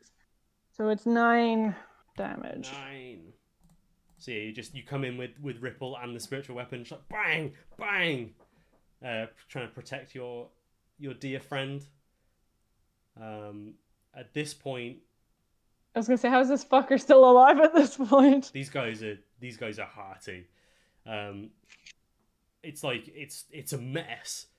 But this whatever this force is that's keeping it together is keeping it not only together but also ravenous. It's like the more you hurt it, the more violent it's becoming. Um, Yeah. the two thugs, like the two Chimera Crew members, are both going to use the dash action and Yep. get out of dodge. They're gone. They're gone. Um, okay, which brings us to the zombie's turn, and it's going to attack Quinn. It wants Quinn. Well, it's okay because he's gonna go down in this turn if it hits him. Yeah, I think they both hit him. Oh shit. Okay, so 9 plus 7 is 16, so that hits. Yep. How much HP is he on? Yeah, he goes down. So he and like smacks him down. So Quinn just kind of blacks out and just like, but it doesn't let up. It keeps going. Yeah, I'm assuming this is gonna be an auto crit. It immediately like jumps on him and like bites into his neck. So yeah, he takes 2 he has to roll to attack. There is a chance that he misses. Oops, sorry. He's prone, so it's with advantage. No, he hits. So Quinn takes 2 death saving throw failures. Wow, you really are gonna kill Quinn tonight, aren't you? Hey guys, we're on hiatus. Because we're not feeling great. We're back in the game. Quinn's dead. It's Quinn's turn.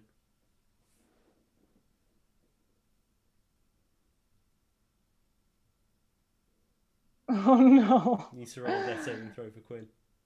Okay, I will, but just give me 1 second to look at something.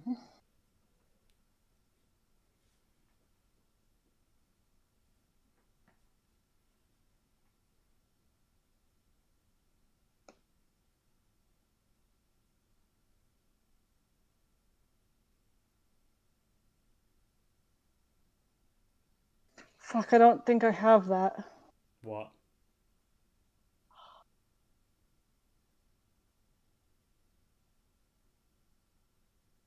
No, I don't, because I haven't had a chance to go get any. Are you thinking about Revivify? I have Raised Dead, but I don't have 500 golds worth of diamonds.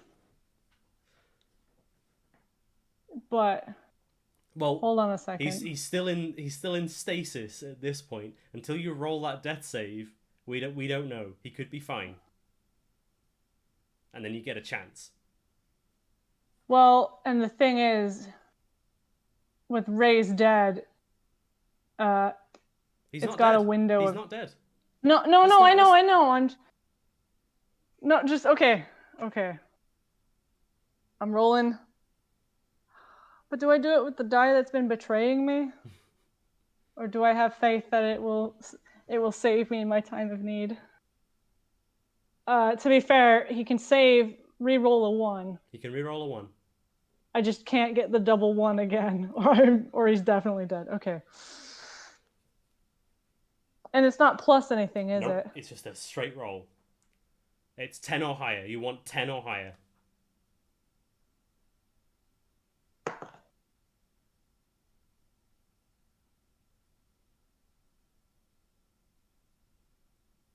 No! Quinn's dead! Oh my god! My god!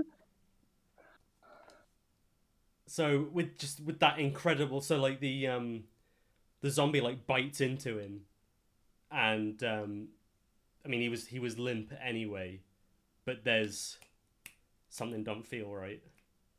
This is bad. It's Dourrebelle's turn.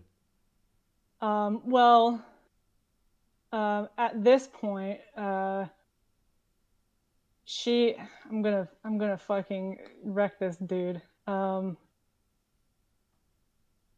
I don't really have any close range. Let's go 6th level guiding bolt. Fuck this guy. I don't have 6th level spells, unfortunately. 5th level guiding bolt. I don't know, something. He's Is he dead. far enough away? I was gonna say he's not even far enough away from me, or does that work in melee Oh, it range? would be a disadvantage, I suppose. Do something else. I was just making a guiding bolt's fun because it does a lot of damage, or it's a lot of dice anyway. Um, He ain't moving. This isn't like you look down at him, and this isn't like when he's been knocked out in the past. He gets knocked out a lot. It's Quinn, but no. I think Dourrebelle knows that he's not something's moving. wrong. He's not moving. He's not moving, and that's the only thing that's going through her head right now is Quinn is not moving. Um, she is going to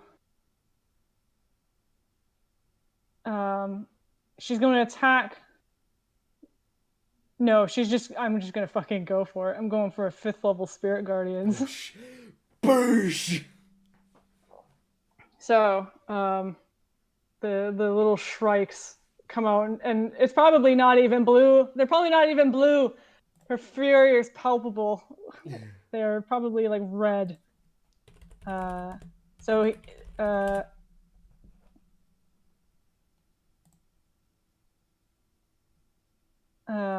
it's on its I turn, can't isn't believe I it? finally did it. Sorry, say again. It's on its turn. It takes the damage. Yeah, right? yeah. So they come up. This just like whirling. They're gonna come up tornado. as Dourrebelle. They're gonna come up as Dourrebelle swings the spirit. Yeah, spiritual weapon. So you just they kind of like swirl around the axe. So that's a 21 to hit. Yeah, that'll hit. And I don't get the bonus, so it's just +5. That's only 6 damage. Annoyingly, I didn't roll well on the damage. You're just kind of like going in with all these things around you, just like swipe through him with the spiritual weapon, and it's now its turn. So it has to roll a wisdom save. Oh shit! What? Can I make it a 4th level instead of 5th level? Sure, yeah. Okay. Why? What's up? I couldn't raise Quinn if I got a hold of diamonds. Well, you don't know if you can get a hold of the diamonds. Well, okay. Well, then I will commit. I will commit to the 5th level. Okay. I already said that I did it, Yeah. so I'll do it. I'll commit to it. Right. Okay. So wisdom save, yeah. Yes. Wisdom What's save it? of 17. 17. It has a wisdom bonus of -2, so it rolled a 5. How much damage is that? It's 5d8 radiant 5d8. damage. Let's see. 6, 10, 13, 16, 21 radiant damage. So you swing with the axe, and then kind of like you let out like an enraged shout. Your the shitty disguise that you've made kind of has just like fallen apart. So you've just kind of the beard's probably unbraided. So you're just like yeah. you're unbraided, so it's just like wild hair, and you just scream at this zombie with like the fury of both yourself and Moradine as all of these shrikes just envelop this zombie in like a whirlwind of retribution, and it's gone. Just no trace left. So Dourrebelle is going to run to Quinn and confirm her worst fears. Yeah, no medicine check required. Can you imagine if you like somebody made you do a medicine check and you rolled like a natural 1? He's alive. He's fine, guys. You do that thing where you like check his pulse, but there's check a way. His pulse, Yugi. There's a way that you can like fuck it up and you like feel your own pulse, and then you think that they're alive because of that. But no, you're experienced enough to know Quinn is gone. So Dourrebelle is going to pick up the sword, and she's going to pick up Quinn, and she's going to fuck the dead bodies, whatever. She's going to run over to the cart, and she is going to put Quinn into the cart, mm-hmm. and she's going to grab. Uh, is a donkey small enough for someone like her to ride? Uh, Or I yeah. should say, yeah. We'll say Uh, yeah. and she's If you were armored, it would be a problem, but you're not wearing your armor right now, so it's fine. no, she's basically You'd gonna be far pull the too heavy. donkey around. Yeah. She's gonna pull the donkey around, and she's gonna be like, "We're going back to Leylon," and basically like slap it on the Okay. butt, be like, "We're going." All right. So yeah, you slap the donkey on the butt.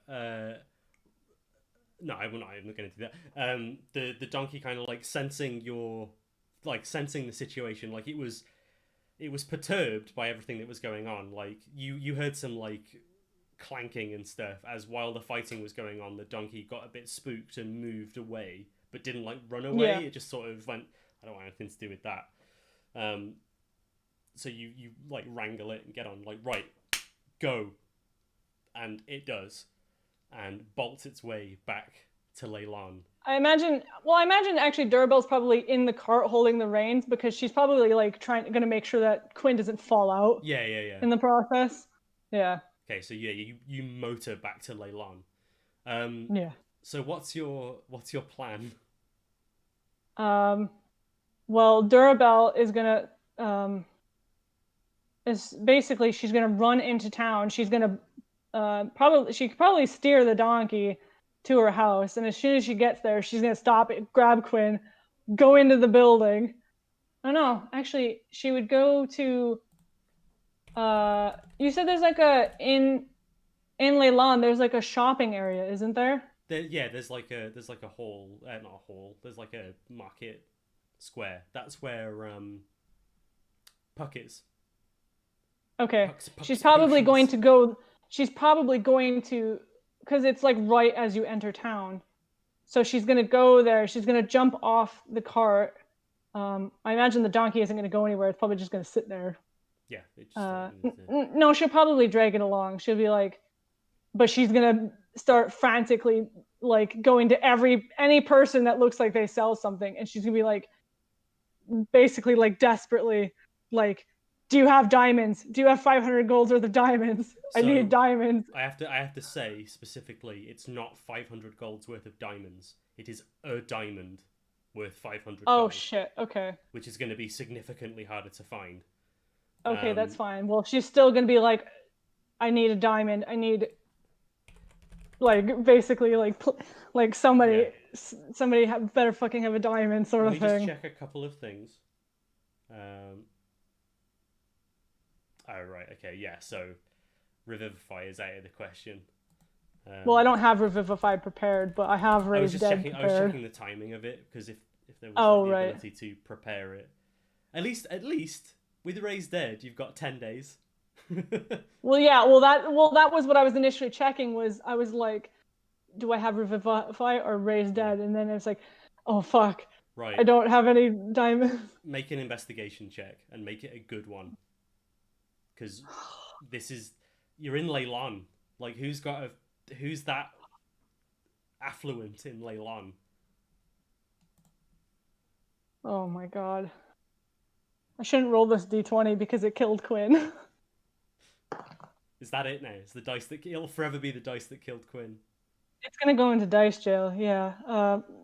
No, I rolled an 11. 11.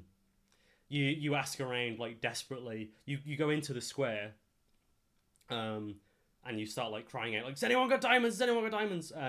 And people are a bit like, what's going on? No, and the eccentric elf that you've encountered previously, Puck, kind of makes his way out of the shrine and kind of comes over. And is like, "Darling, what's wrong? I What's?" grab his sleeves. Do you have a diamond worth 500 gold? You pull him really close to your face, and Yeah, I'm he just goes a like, bit red, and then realizes that this is serious shit, and it's like, "What? I'm afraid not, darling. What's wrong?" Diamonds she has lets him go. and like My friend is dead. I'm in a hurry. okay, well,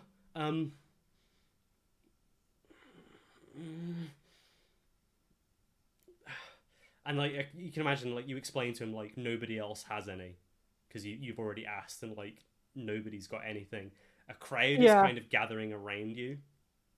Um, and I think in the time that it's taken for you to get here, like all the shouting and people running around, Marigold has turned up as well. Hmm. I need to check something.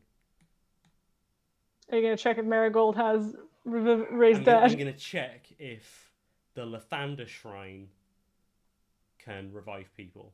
I don't think it can though. I think it's still a bit, because again they don't have a lot of equipment. It's tense though. So like Marigold is like tending to the body, I guess is the best way, like kind of getting him comfortable. Probably, well, probably checking his wounds to see what the fuck happened as well. I think he kind of tries a curing spell just to make sure, um, but obviously it doesn't do anything. No, it's just like I'm really sorry. It's the level of magic that you're asking for. You're far more capable than I am. It's beyond our what we have the supplies for. And then Puck kind of like goes, hold on, and like darts back into the shrine. You hear like smashing of bottles, just like frantic clattering around. He goes, and he eventually comes out with like a stack of papers in his hand. He says, I may not have a diamond, but I may know someone who does. And that's where Who? we'll end it this week. Oh my god, no, you can't end it on that note. Well, I've got to figure out who he knows. Know a guy. I know a guy. But oh my god. I did it! I killed Quinn! I'm gonna bring him back. You've got Provided 10 days. you don't. You've got 10 days to bring him I've back. got 10. I imagine. Well, we'll probably talk about this in the game, but I imagine Dourrebelle's gonna leave Quinn with Marigold. Whatever may come, if she ends up traveling. But I imagine she'd leave Quinn with somebody to be like Marigold please, would at please. least be able to do like he's like I can protect him. We have spells that we can, and you would know of like the gentle repose spell that stops. Yeah, I don't from have being gentle desecrated. No, but you've used a similar magic to protect Thalabar's grave. You know when you consecrated his grave. I used ceremony, and gentle repose is kind of similar to that. But I do have Revivify, but I don't have diamonds worth 300 anyway. So is it prepared? Yeah, I have both of them prepared. Well, I think with a roll that low, and also by the time you got to town anyway, the 1 minute would have expired. So unless you had the minute would have expired while on the road, but yeah. It's tense. Oh my god, yeah. I can't believe Quinn died. I was it's the random fights that you don't expect to go horribly wrong that go horribly wrong. Horribly wrong? What are you talking about? You're excited he's dead. This is great. But it was that moment where like the zombie was like kneeling down, and I was like, would it switch targets? Like if I was being friendly, it would switch targets. But it's a zombie. It's a body. Probably wants it. I can't. Like I couldn't. No, it makes. It makes sense. I think no, because that's exactly what happens. It's like what happens in zombie movies. Whenever the person goes down, they don't just switch targets. They fucking rip them to shreds. They make sure the job is done, and then they move on. Man. Intense. Man. This is what we like to call in the dungeon mastering scene as going off book, because now I need to figure out how I'm going to get you the fucking diamonds to revive Quinn. If you'll let me find diamonds to revive him. I'll give you an opportunity. There's going to be people that have diamonds. It's just... because the other issue, I've got another issue, and that it's I do not have 500 gold to spend on a diamond. What a quandary. So, yeah. Okay, well, I'll take some time to think about that for next week. Wow, that took an unexpected turn. Man, What are you talking about? You're always expecting him to die. no, Quinn's impossible to kill. Until now. Until now, the Topples have tamed. Man, I'm just waiting for when Dourrebelle finally goes to the Chimera Crew's hideout, and like the level of hell that she's gonna raise when she gets there. If she can't, I was gonna say if she couldn't revive Quinn before that, she was going to probably murder all of them. Wow. Well, yeah. I don't know. She might not murder all of them, but she would bring some hell onto them. Well, we took a couple of weeks off, and we've come back with a bang. We've come back and we've killed Quinn. So, hey, time to take another 2-week break. No. Next time we come back, Dourrebelle will be dead. No. Just kidding. I'm going to go through all of them. Ricky's going to die, then Slosh is going to die, then Sovendal's going to die. I'm going to go through all of them. And then... Why would you do that to me? Because I'm cruel. I'm actually not cruel. This is my second character death. Ever. Yeah, it's true.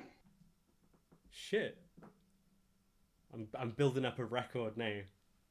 Oh shit! The bodies are falling in. And I mean, he has a character, but he's also an NPC. So it's kind of like, well, how much does he count, sort of thing. I think he counts. I hope so. Anyway, let's wrap it up. So thank you all very much for joining us for this nail biting session today. So yeah, man, we've got a new follower. Cursive Puppet came in and joined just in time for Quinn's death. Perfect. What a great time. What yeah. more of a welcome present could you ask for? No, thank you. Like, it was a bit apologies for the alert box thing. I'm not sure why it happened when it's not on my Streamlabs on this scene. I'll redo that and get it all sorted out. We had a lot of technical difficulties in the beginning anyway, so hopefully they're not there next time. This fate knew this was going to be a cursed stream. It was trying to stop the inevitable. To protect Quinn. It was Quinn's lucky ability trying to protect him by having this stream go wrong. But yeah, anyway. The fact that he rolled the fabled double ones on his lucky and also died. Doomed. Yeah. Okay. Oh my god. So yeah, thank you all very much. We stream D&D every week on Tuesdays, same time. If you're joining us on YouTube, the VODs come out on Fridays. So we do hope that you will continue to join us for this. Follow and subscribe and do all the cool stuff. And thank you very much for your support and for hanging out. And we'll see you again soon. Quinn won't. Bye. No, it's fine. He'll be all right. It's only death.